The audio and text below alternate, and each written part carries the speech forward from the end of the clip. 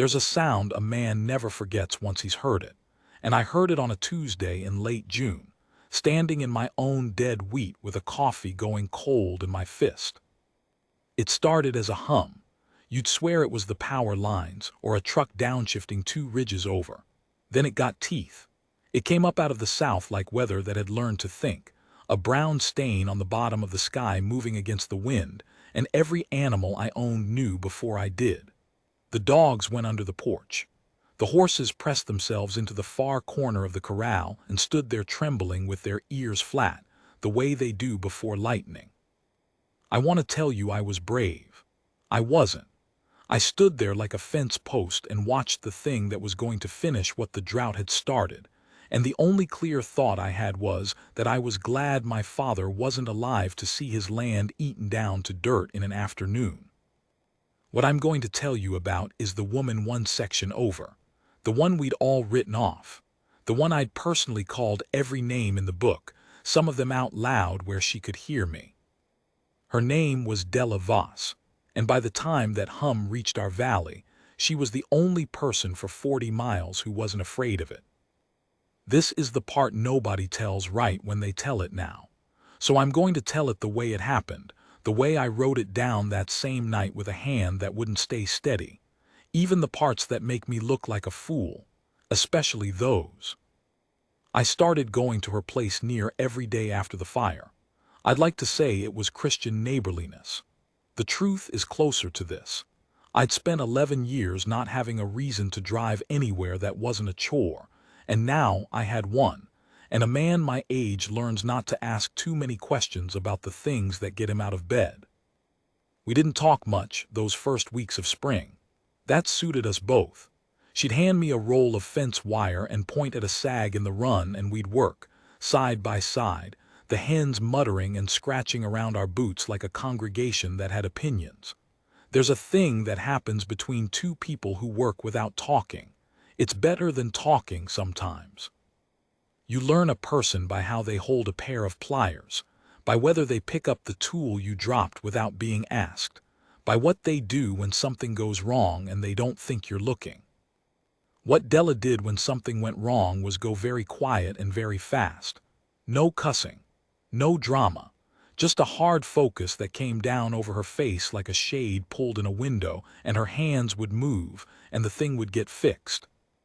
I watched her splint a hen's broken leg with a matchstick and a strip of medical tape one morning, holding that bird against her chest, murmuring to it low, and the hen quit fighting and just lay there in her arms breathing, and I thought about my wife, who could gentle anything dogs, horses, me, and I had to go stand by the truck a minute and look at the horizon. She caught me at it. She didn't say anything. She just brought me a cup of coffee out to the truck and stood next to me looking at the same nothing I was looking at, and after a while she said, "Who was she?" I told her. First time I'd told anybody the whole of it in years. Cancer, the slow kind, 2 years of it, and how at the end she'd made me promise I'd keep the place, and I'd kept it out of spite more than love, because keeping a promise to a dead woman is the only argument you can never win. Della listened the way she did everything, all the way, no looking away, and when I was done she didn't say she was sorry, which I was grateful for, because I'd heard I'm sorry enough to last me into the grave. She said she'd have liked the chickens, and damned if that wasn't exactly the right thing, and damned if I didn't have to look at the horizon some more. The bank came at her hard that May. It was a new man by then. The old loan officer had moved up or moved out, and the one they put on the agricultural accounts was younger, slicker, the kind that wears a tie to foreclose on people. Brennan, his name was. He drove a car instead of a truck, which around here is the same as wearing a sign. And he had a number to hit, the way they all do, and Della Voss was an outsider with no cattle and a burned-down brooder shed, and a section of dirt that, on paper, in a banker's eyes, was worth less than the loan against it. What he couldn't see, what none of them could see, sitting in town behind a desk, was that the dirt wasn't dirt anymore. By May her ground was the only green thing for miles. While my wheat came up thin and yellow, and my neighbor's pastures stayed the color of old bone, The Voss place had grass. Real grass, ankle-high in the rotated paddocks, with clover coming in and the soil underneath gone dark and crumbly and alive where 2 years before it had been a parking lot. 3 summers of drought, and she'd built living ground out of nothing but chickens and stubbornness, and a refusal to quit that bordered on the unhinged.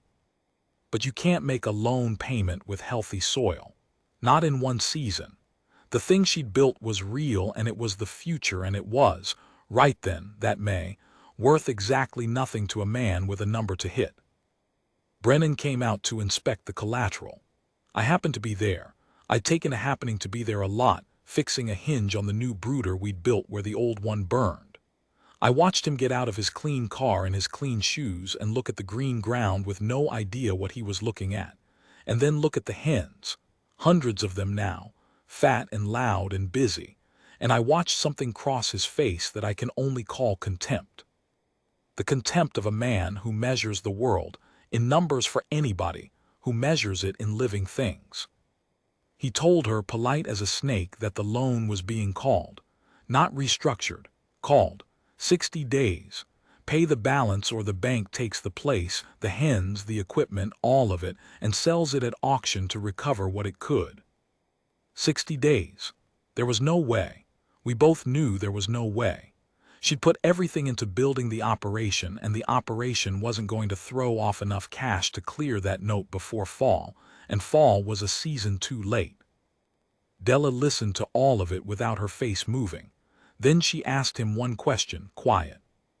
Did you even look at the ground? Brennan said the ground would be appraised at auction like any other parcel. You looked at it and you didn't see it, she said, not angry, almost gentle, like she felt sorry for him. That's the whole trouble with everybody, isn't it? You looked right at it and you didn't see a thing. He left. His clean car threw up a rooster tail of her good dirt going down the drive, and we stood there in it. And I said something useless about lawyers, and she said something tireder about money. And then she went and let the morning batch of hens out of their pen and watched them spill across the green like she was trying to memorize it. Here's where I have to tell you about the choice. The hard one. Because everything everybody says about Della Voss now, the legend of her, the way they tell it at the co-op now like they always believed in her, leaves this part out, and leaving it out makes her into something she wasn't. She wasn't a saint. She was something better and harder than a saint. She was a person who did the wrong thing for the right reason and never let herself off the hook for it. And I loved her for it. And I'm only now saying that word, and only because she'll never read this. The news kept coming up out of the South all through that month. The locusts were real, and they were moving, and they were eating everything green in a band 100 miles wide. Whole counties stripped. Cotton, sorghum, alfalfa, kitchen gardens, the leaves off the shade trees, gone in hours. The way a fire's gone, except a fire leaves ash and the locusts leave nothing. Just bare stems and the sound of them, and then a silence worse than the sound. The ag people were spraying and it wasn't touching them. There were too many. There are always too many when it gets to that. And Della Voss had 190 chickens. She'd done the math before I had. Of course she had. She'd been doing math her whole life that nobody else thought to do. A grown hen will eat its weight in bugs given the chance and the right bug, and a locust is exactly the right bug, and a swarm coming down on green ground is, to a chicken, not the end of the world.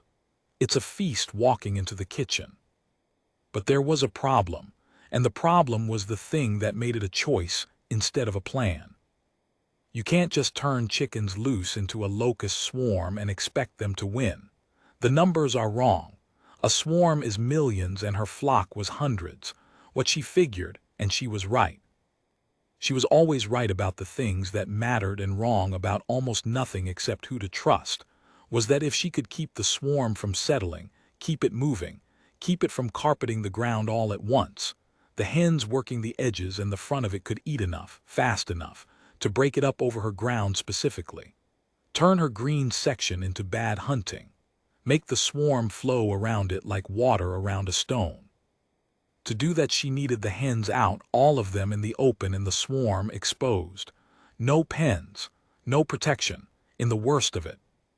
And some of them were going to die.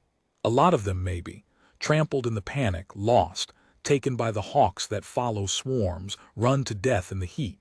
The hens she'd hatched in her own incubators. The hens she'd carried out of a burning shed 8 at a time with her sleeves on fire. The ones she'd splinted and dosed and sat up nights with. She was going to drive them out into the storm, and some of them weren't coming back. And she knew exactly which kind of person does that to the creatures in their care. And she'd spent her whole life being the other kind. I found her the night she decided it. Past dark, out by the runs, and she had a hen in her lap, a particular one, an old girl she called Doris, the first chick she'd ever pulled out of her own incubator, missing 2 toes from the cold the night of the fire, lame and useless and her favorite by a mile. She was just sitting in the dirt holding Doris and not moving, and I knew before she said a word. "I have to put them in it," she said. "All of them. It's the only way the ground lives." I sat down next to her. The hens were settling on their roosts behind us, that soft end-of-day sound they make, and the south wind brought a smell I'd never smelled before, a green-brown smell, sweetish and wrong, the smell of the swarm 2 counties off, and the hens didn't like it. You could hear them not liking it. "Some of them'll die," I said, not arguing, just putting it where she could look at it. "Most of the ones in the front," she said, "maybe more. And if it doesn't work, then I lose them anyway, and the ground and the place, and there's no difference except I didn't try." She looked down at Doris, stroking the bird's neck with one finger the way you'd quiet a baby. "But it'll work. I know it'll work. And here her voice did the thing it almost never did. It cracked just once like a board taking weight. "I just don't know if I can do the part where I open the gates and make them go. I want to tell you I said something wise. I didn't. I'm not a wise man. I put my arm around that strange, stubborn city woman in the dirt in the dark, and she let me, and we sat there while the wrong wind blew, and after a while she said, real low, 'You'll help me, though, when the time comes. You'll open half the gates.' It wasn't a question. And God forgive me, because I'd buried a wife and kept a place out of spite and laughed at this woman across a truck bed not 18 months before. I said yes. I said I'd open half the gates and drive half the hens she loved out into the thing that was going to kill some of them, because she'd asked me to, and because she was right, and because some choices are wrong and necessary at the same time, and the only honest thing to do is make them with your eyes open and carry the weight after. That's the heavy thing. That's the part they leave out. They make it sound like she set a clever trap and won. They don't tell you she sat in the dirt and cried over a 3-toed chicken named Doris and then did the hard thing anyway. That's not cleverness. That's the other thing. The thing that's rarer than rain out here. The setback came 2 days before the swarm.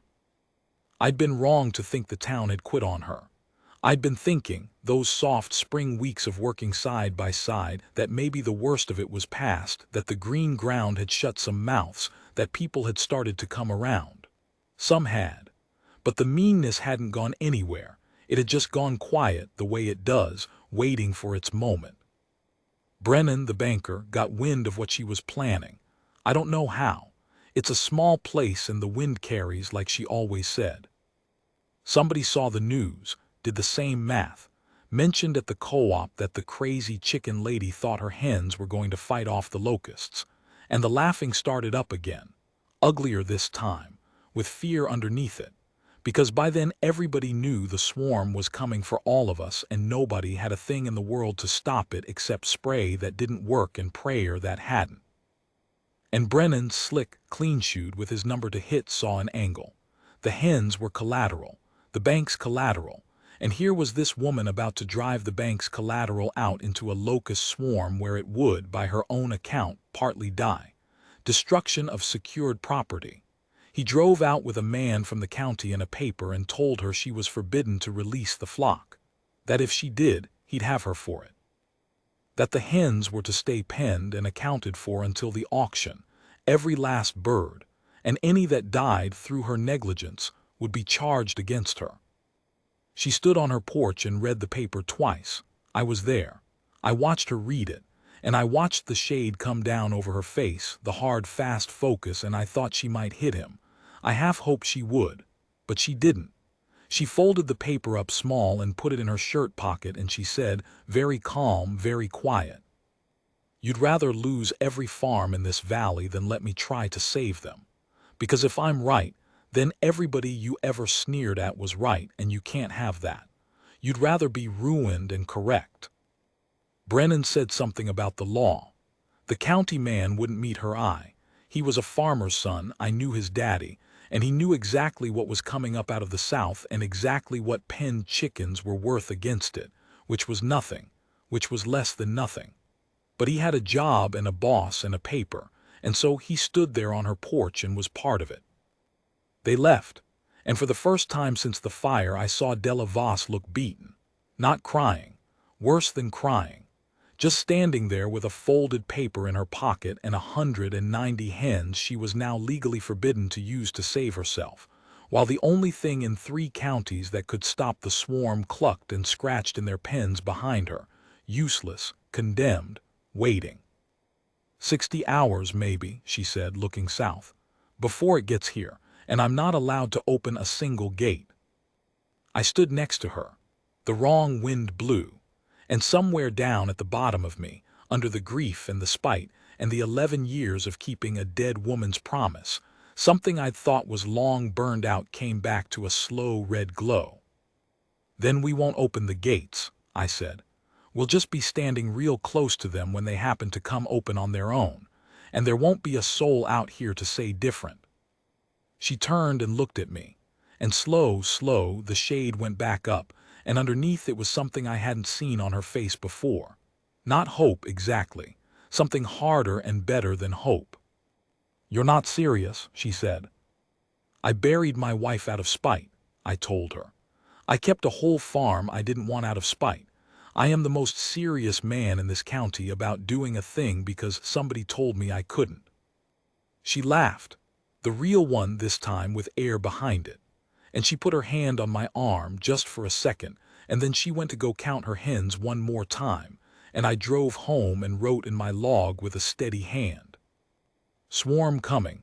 Bank says keep birds penned. We are going to open the gates. God help us. God help the hens.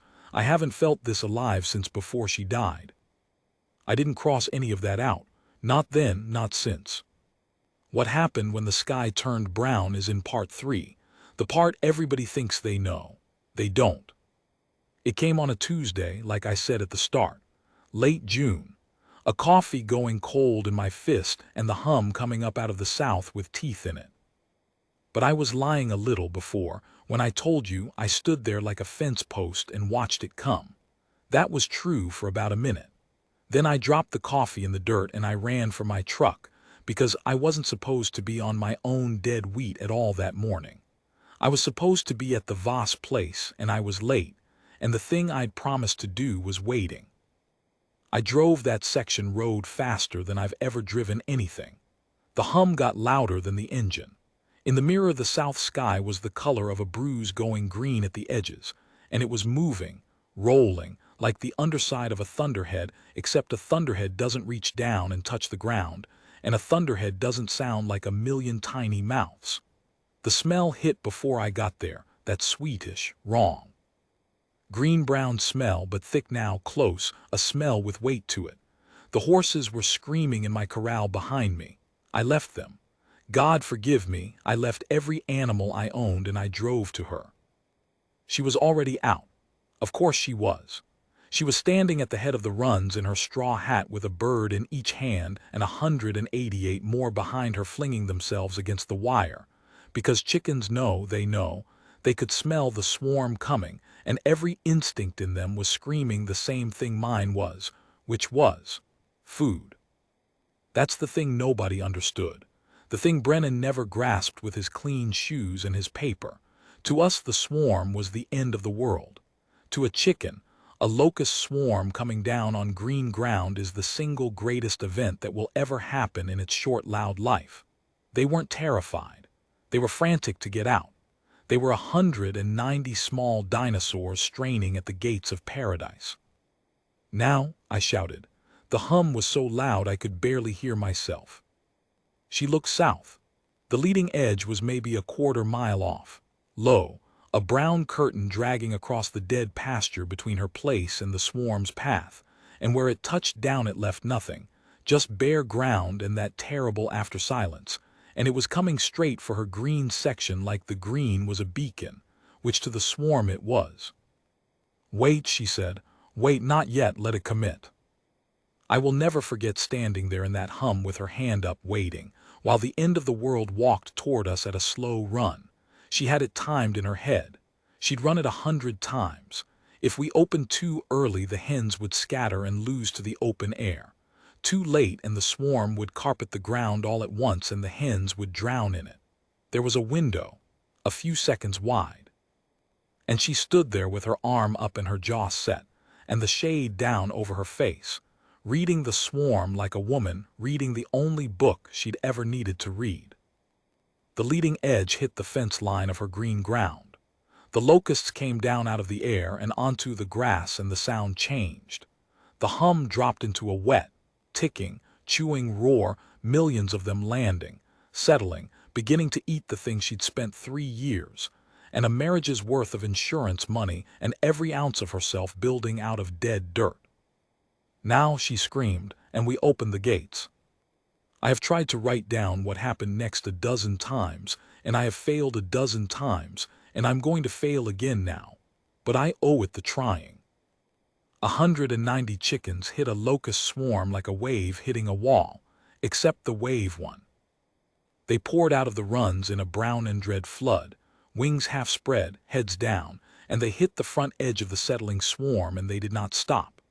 A chicken eats a grasshopper by running it down and snapping it up and swallowing it whole and immediately looking for the next one, and they were doing it 5, 10, 20 a minute each, 190 of them, in a frenzy I have no word for. The air over her green ground turned into a war, locusts boiling up. Hens leaping after them, snapping, the clack of beaks you could hear under the roar. A sound like hail on a tin roof, except every piece of hail was a bird killing a thing that was trying to eat her home. And it worked. God in heaven, it worked the way she said it would. The swarm couldn't settle. Every time a patch of locusts came down to feed, the hens were on them before they could eat, before they could lay, before they could do the thing that turns a swarm passing through into a swarm that stays and breeds and finishes you. The front of the swarm broke up over her ground into pockets, and the pockets got eaten, and the rest of the swarm, the great brown river of it still in the air, did exactly what she'd bet a year of her life it would do. It found her section to be bad hunting. It found nothing but death waiting on that green, and it flowed around. It split, the way water splits around a stone, and went north on either side, over the dead pastures where there was nothing to land for anyhow, and left her green ground in the middle, an island untouched, alive, ringed in feathers and the carcasses of 10,000 locusts and 190 chickens too drunk on slaughter to know they'd just done a thing the whole county said was insane. We ran into it, both of us, into the war. I don't know why. There was nothing for us to do. The hens didn't need us. The hens were gods in there, but we ran into the middle of it anyway and stood in the chewing roar with locusts pinging off our faces and chickens swarming around our boots, and Della Voss threw back her head and howled. Not words, just sound. Just everything she'd been holding since the city, since the dead husband, since the worst dirt in the county, since crazy chicken lady, since the folded paper in her shirt pocket. All of it came out of her in one long howl into the brown sky, and I howled too. An old man howling in a locust swarm next to a woman he'd been a fool about, and the hens ate and ate and the swarm split and ran. And that right there was the most alive I have been in the whole of my life, before or since. We lost 11 hens. Not the 100 she'd braced for. 11, 2 to the heat, run to death in the frenzy. 3 to a hawk that dropped in on the chaos and took what it could before I drove it off with my hat. The rest just lost, scattered north, never found, and we told ourselves they'd gone feral and made it, and maybe some did. Doris lived. The old 3-toed girl, her first ever chick, the one Della had cried over in the dark. We found her after, sitting fat and dazed in the middle of the green with a locust leg still hanging out the side of her beak, looking up at Della like, "Did you see that?" And Della picked her up and held her against her chest the way she'd held her the night she made the choice, and she didn't say anything, and she didn't have to. 11 out of 190. She'd been ready to lose them all, and she lost 11, and she carried the weight of those 11 anyway, everyone, because that's who she was. She knew their faces. She told me about them later, the 11, what each one had been like, and her voice was steady the whole time, and that steadiness cost her more than tears would have. The swarm took the rest of the valley, most of it. My wheat that was half dead anyway went a bare stems in an afternoon. Dale Hutchins lost his whole milo crop. The swarm that split around Della's stone of green ground went north and did to a dozen other places what it couldn't do to hers. But here's the part that turns it. It didn't take everything because it had been broken over her ground first. A swarm that gets to feed and breed and rest just grows. A swarm that hits a wall of chickens and gets split and harried and thinned. It's a weaker thing on the far side. The ag men said so later, the ones who came out to study it, the ones who'd written her off same as the rest of us. The valley north of the Voss place got hit, but it got hit by a swarm that her hens had already taken a bite out of, already broken the shape of, and the damage was less than it should have been by a long way. She didn't just save her own 160 acres. She saved the front of every farm downwind, and not one of them ever quite admitted it, and she never once asked them to. The bank thing sorted itself out in a way that still makes me smile. The county man, the farmer's son who'd stood on her porch and couldn't meet her eye, told it around exactly how it happened. How the chickens did what no spray and no prayer could do. How Brennan's pen collateral order would have meant the swarm took her ground and everybody's behind it. Also a banker could be ruined and correct. It got out. It got all the way out, the way the wind carries in a small place. And there's a thing that happens when a county that's been beaten down for 3 years finally watches somebody win. They pick a side, fast and loud, and they get real selective about which version of themselves they remember. Suddenly, every man who'd laughed at the crazy chicken lady across a truck bed had always known she was onto something. Suddenly, the co-op was full of fellows asking how the rotational paddocks worked. The newspaper from the city came out. Then a bigger one. Brennan's bank, smelling the wind change, discovered all at once that it was thrilled to restructure Mrs. Voss's note on generous terms, and put out a statement about supporting innovative local agriculture that made me laugh until I had to sit down. Brennan himself got moved to a branch 3 counties over. I don't know that it was related. I like to think it was. She paid the note off inside 2 years, on her own terms. In cash, the last payment out of that same coffee can. And Donna at the bank told me she counted it out slow on purpose, taking her time while a whole lobby watched. I married her the spring after the swarm. I didn't plan to tell you that. It's not what this story's about, and she'd have hated the fuss. But you ought to know, because it changes how you read the rest, and because I'm an old man writing things down, and a man my age stops being able to keep the important things out of the log. It wasn't a romance, not the way the young ones mean it. It was 2 people who'd each buried something and built a wall around the hole, and then found out, working side by side in the dirt without talking, that the wall had a gate in it and the gate could come open. We were neither of us looking. That's the only kind that's worth a damn, I think. The kind that finds you when you've quit looking. We ran the place together. Both places knocked into one. I put my dead wheat ground into her system, the chickens and the rotation and the rest of it, the same backwards, bookish, insane plan I'd laughed at across a truck bed, and inside 3 years my granddad's moon dirt was growing grass thick enough to lose a boot in. She was right about all of it. She was right about everything except who to trust, and even there she came around, eventually, to trusting one stubborn old fool who'd laughed at her and then run into a fire for her chickens and then howled next to her in a locust swarm. People can surprise you. I surprised myself. I thought I was done. I was the most surprised of anybody. She's gone now. I should tell you that too, plain the way she'd want it. Last winter. Quick this time, not the slow kind that took my first wife. A thing in her heart that nobody saw coming, here in the morning and gone by dark, out by the runs with a bird in her hands. I won't make a thing of it. She wouldn't let me. The last clear thing she said when I got to her, the hens muttering all around us and the cold coming down, was, "Did you shut the south gate?" Because one of the paddocks wasn't latched and she could hear it. Even then, even at the end, she could hear the one thing that wasn't right, and I said yes. I shut it. And she nodded slow, the way she did when a thing made sense, and that was the last of her. I shut the south gate after. I shut it for real. My hands weren't steady. They've not been steady since. So that's the story they tell wrong at the co-op now. The crazy chicken lady and the locusts. They've sanded it down into something clean and clever and triumphant.